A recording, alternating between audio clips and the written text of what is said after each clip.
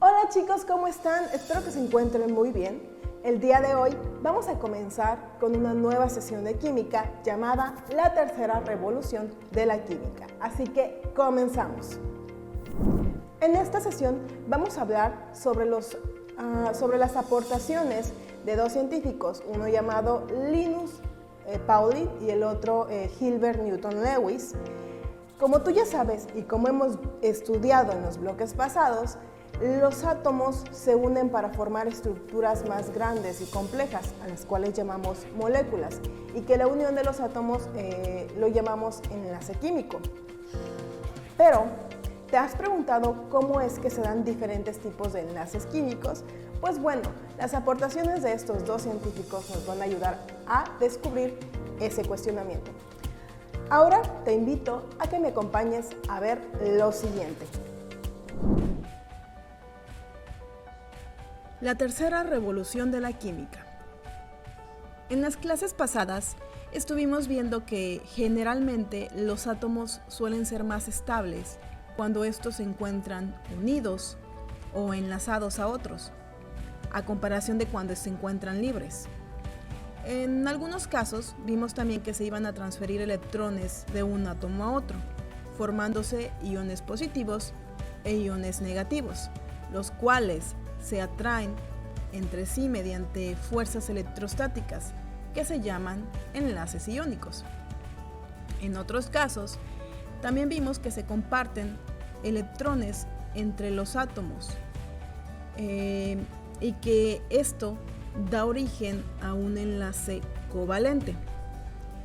Lo que sucede aquí es que sea cual sea la forma en que se unen los átomos, es el reparto de electrones el que hace que estos átomos se mantengan unidos, formando las moléculas.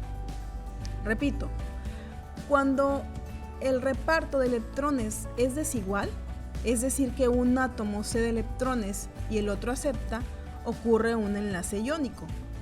Cuando el reparto es equitativo, los átomos no ceden, sino que comparten electrones y generan un enlace covalente. Ahora, la pregunta aquí es, ¿de qué depende que se dé un enlace iónico y otro covalente? En los compuestos iónicos, es decir, compuestos formados por enlaces iónicos, la transferencia de electrones mencionamos que produce iones cuyas cargas son opuestas, y estas cargas hacen o mantienen juntos en una red cristalina a esos átomos. Sin embargo, muchos compuestos como el agua, el dióxido de carbono y el metano no forman iones. Por lo tanto, de aquí surge la siguiente pregunta. ¿Qué es entonces lo que mantiene unidos a los átomos de las moléculas de estos compuestos, es decir, del dióxido de carbono, del metano y del agua? Gilbert Newton Lewis, un físico químico estadounidense, propuso su teoría sobre los enlaces covalentes, los cuales se generan entre elementos no metálicos que comparten sus electrones. Este físico químico sugirió una visión más realista de los enlaces químicos. Consideró que en todos los enlaces químicos se comparten electrones y que es la atracción de los núcleos positivos de ambos átomos por lo que los electrones que están entre ellos los unen. Un ejemplo, como podemos ver en la imagen, es cuando dos átomos de hidrógeno se acercan lo suficiente. ¿Qué es lo que sucede? Sus nubes electrónicas se traslapan, es decir, se cruzan. Debido a ese cruzamiento, el electrón de valencia de cada átomo de hidrógeno es atraído por el núcleo de otro átomo, causando así una atracción entre los dos átomos de hidrógeno.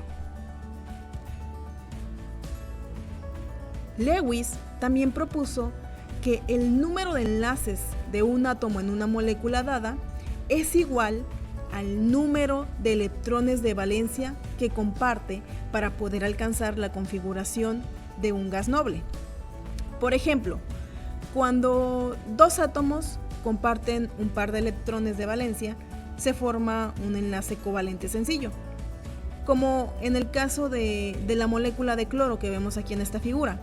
Puedes notar que cada átomo comparte el par de electrones, consiguiendo con ello la misma configuración del gas noble argón. Los dos electrones del enlace se representan con una línea, quedando la fórmula estructural del cloro como Cl-Cl. Algunas veces, para poder formar un enlace covalente, será necesario que los átomos compartan más de un par de electrones con otro átomo. Por ejemplo, los átomos no metálicos con menos de 7 electrones de valencia, como lo son por ejemplo el carbono, el oxígeno y el nitrógeno, estos pueden compartir 2 o 3 pares de electrones con otros átomos, formando 2 o 3 enlaces respectivamente.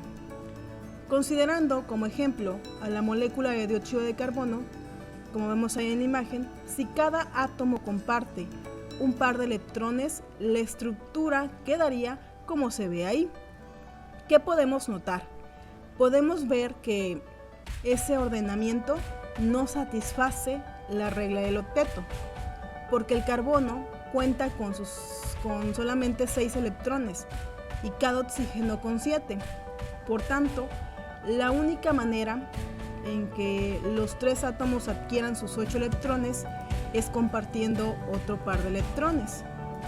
Ahora bien, como se ve en esta imagen, si vemos y contamos los electrones alrededor de cada átomo, incluyendo los del enlace, vamos a poder observar que tanto los átomos de oxígeno como los de carbono ya cuentan con 8 electrones y que para alcanzar esa configuración comparten 2 pares de electrones. Este tipo de unión se denomina enlace covalente doble.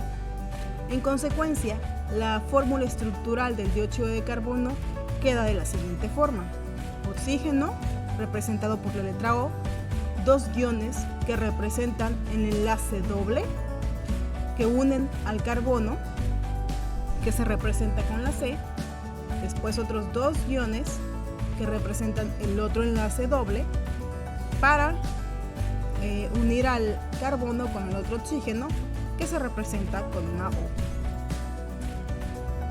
Otro caso de enlaces múltiples es el de la molécula de nitrógeno. Recordemos que una molécula de nitrógeno se forma por la unión de 2 átomos de nitrógeno. Como vemos ahí en la imagen, tenemos una molécula de nitrógeno. Podemos darnos cuenta que el número total de electrones de valencia disponibles por los 2 átomos son 10 electrones de valencia. ¿Por qué? Porque cada átomo de nitrógeno tiene 5 electrones de valencia, por lo tanto suman 10. Para que puedan adquirir estos átomos la configuración de un gas noble, necesitan compartir 3 pares de electrones, lo que da lugar a algo llamado como enlace covalente triple, como se ve ahí en la imagen, quedando su fórmula estructural de la siguiente manera: una N que representa al nitrógeno, 3 guiones que representan el enlace covalente triple y otra N que representa al otro nitrógeno al cual se une el otro átomo de nitrógeno. Ahora vamos a darle respuesta al primer cuestionamiento planteado al principio de esta presentación, el cual fue: ¿a qué se debe entonces que se formen diferentes tipos de enlaces?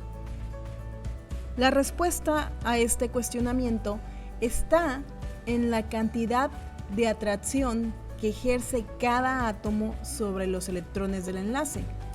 En 1932, Linus Pauling propuso una manera de poder medir esa atracción.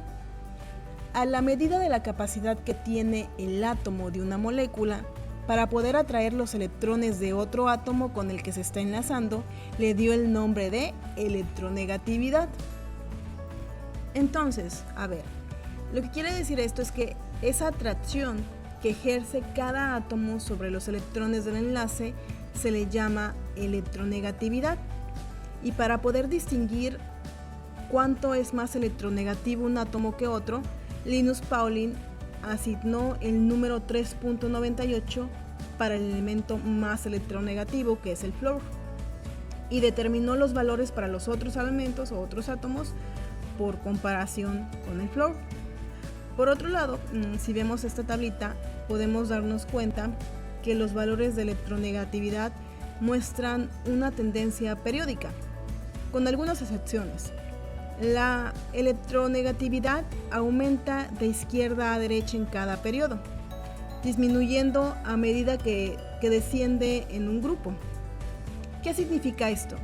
Esto significa que los elementos más electronegativos son no metales, mientras que los menos electronegativos son metales. También podemos observar que no se reportan valores para los gases nobles, y esto se debe a que si el helio, el neón y el argón, pues estos no se enlazan con otros átomos, y el resto de los elementos de este grupo ocasionalmente lo hacen, pero lo hacen con elementos muy electronegativos como el flúor. Ahora bien, ¿cómo vamos a utilizar esta tablita de electronegatividad? Miren, la diferencia de electronegatividad representada por este símbolo nos va a permitir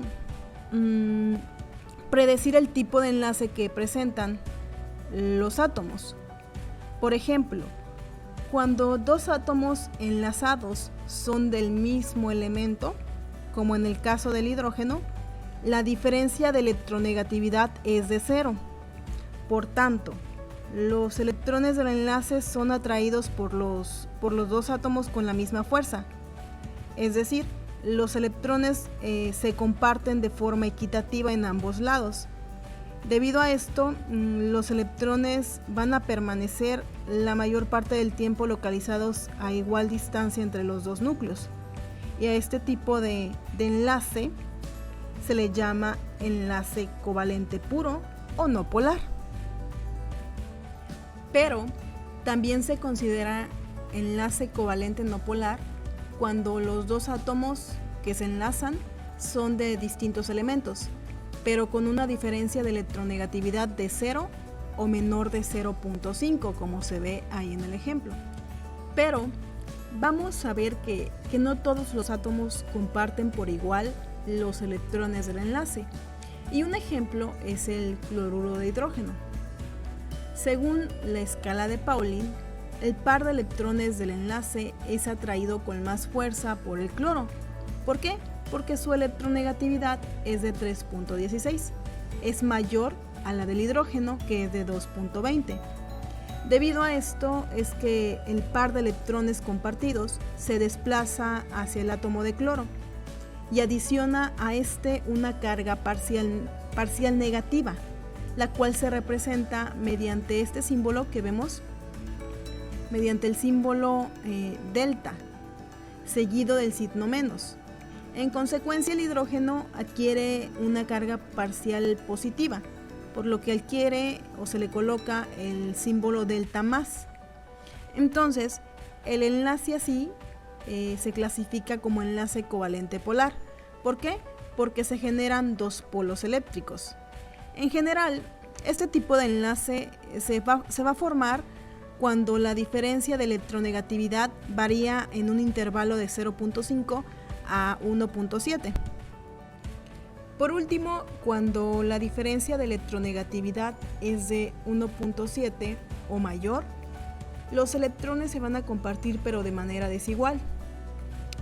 El electrón del átomo menos electronegativo se transfiere al átomo más electronegativo, formando dos iones con cargas opuestas, y este enlace se conoce como enlace iónico. En conclusión, la diferencia de electronegatividades hace posible determinar la naturaleza del enlace entre los átomos. En términos generales, el criterio que se sigue para poder determinar la electronegatividad y el tipo de enlace es el que se muestra en esta imagen. Bueno chicos, esto ha sido todo por la sesión de hoy. Ya sabes que si tienes alguna duda, alguna pregunta, me puedes escribir en la plataforma que yo estaré ahí para poderte ayudar en lo que necesites. Nos vemos en la siguiente sesión. Adiós.